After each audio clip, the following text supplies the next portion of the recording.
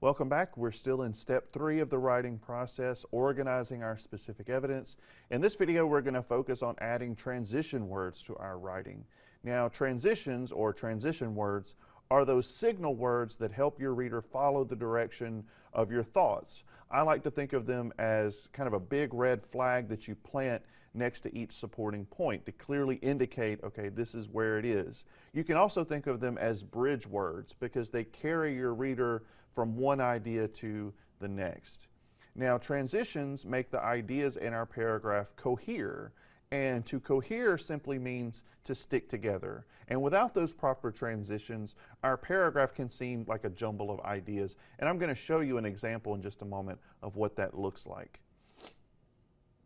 Now, so here's a paragraph. Well, it's kind of a paragraph. I think it's missing a few specific details to be a very good paragraph. But this is going to give you an idea of how transitions work. I'm going to read the paragraph to you. Be listening for those transitional phrases. See if you can point them out.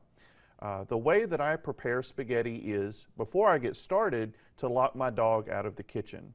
Then I put on a pot of water to boil for the pasta. Next, I begin browning the hamburger meat. Once the water begins to boil, I add the pasta. While the pasta cooks, I drain the grease from the cooked meat. Afterward, I add sauce to the beef. Finally, I drain the pasta and add it to my sauce. Now, that's not a terribly interesting set of sentences. I would add quite a bit to that to make that a fully developed paragraph. But you see the use of transitions. Did you spot them as I was reading? Here they are in bold. We have phrases like, before I get started, then, next, once the water begins to boil, while the pasta cooks, afterward, and finally. Now, looking at those words, is this an example of time order or emphatic order? This is a good example of time order because we're describing a process that happens over time. And all of these transitions, before, afterward, next, once, finally, all of those are moving you forward in time. So let's take a look at what these sentences would look like without the transitions.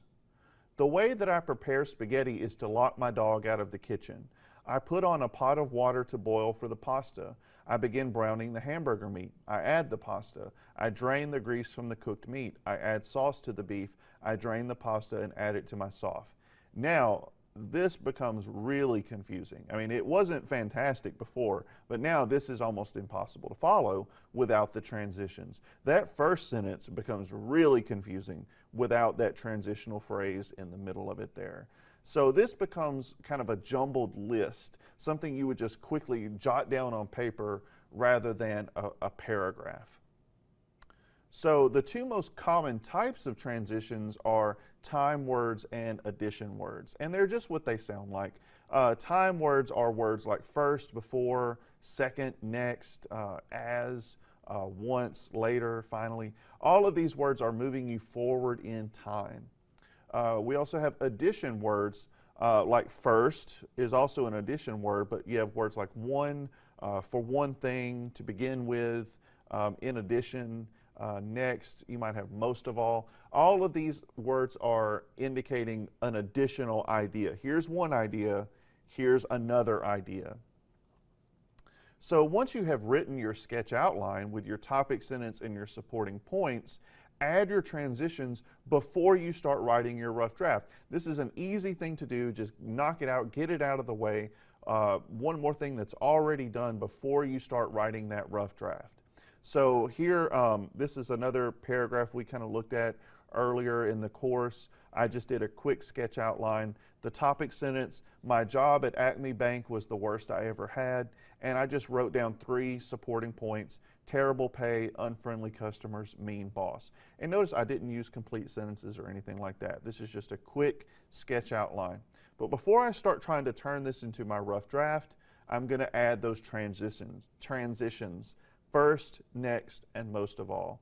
That's one more thing I've already got done. So now I can have this sketch outline next to me on a sheet of paper as I begin writing my rough draft, and writing the paragraph is going to be a snap because I've done all of the hard work beforehand.